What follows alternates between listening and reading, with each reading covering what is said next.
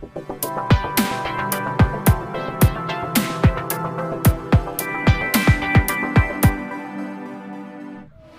तालुक्यातील नेरळ ग्रामपंचायतीसमोर असलेल्या ऐतिहासिक राजमाता जिजाऊ भोसले तलावाच्या परिसरात 10 जानेवारीच्या मध्यरात्री अघोरी विद्येचा प्रकार घडल्याचे समोर आले आहे। आज सकाळी हा सर्व प्रकार उघडकीस आल्यानंतर परिसरात एकच खळबळ उडाली असून स्थानिक नागरिकांमध्ये भीती आणि संतापाचे वातावरण आहे। शनिवारी रात्री उशिरा राजमाता जिजाऊ भोसले तलावाच्या काठावर काही अघोरी विधी करण्यात आल्या। आज सकाळी 11 जानेवारी रोजी जेव्हा नागरिक तलाव परिसरात आले तेव्हा त्यांना तिथे पूजेचे साहित्य, लिंबू, नारळ, सुपाऱ्या, विड्याची पानं, लाल कापड, हळद, कुंकू या सर्व वस्तू तलावांच्या आवारात वेगवेगळ्या ठिकाणी ठेवलेल्या आढळल्या। हा सर्व प्रकार जादूटोणा आणि अघोरी विद्येशी संबंधित असल्याचं स्पष्ट होतंय।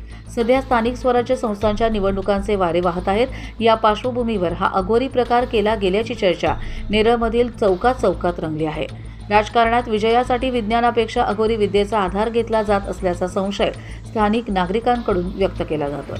विज्ञानाच्या युगात अंधश्रद्धेचे सावट पहिला मिळत असून आजचा काळ हा विज्ञान आणि तंत्रज्ञानाचा आहे। एकीकडे भारत देश चंद्रावर पाऊल ठेवत प्रगतीची शिखरे सर करत असताना दुसरीकडे अशा अघोरी प्रथांच्या माध्यमातून जनतेच्या मनात भीती निर्माण केली जाते। सुशिक्षित समाजात अशा अंधश्रद्धांनी घर करणं ही चिंतेची बाब आहे, अशी प्रतिक्रिया सामाजिक कार्यकर्त्यांनी दिली आहे। ग्रामपंचायतीच्या अगदी समोर असलेल्या आणि गजबजलेल्या या परिसरात जर मध्यरात्री असे प्रकार घडत असतील तर प्रशासनाचा वचक राहिलाय का, असा प्रश्न विचारला देखील जातोय।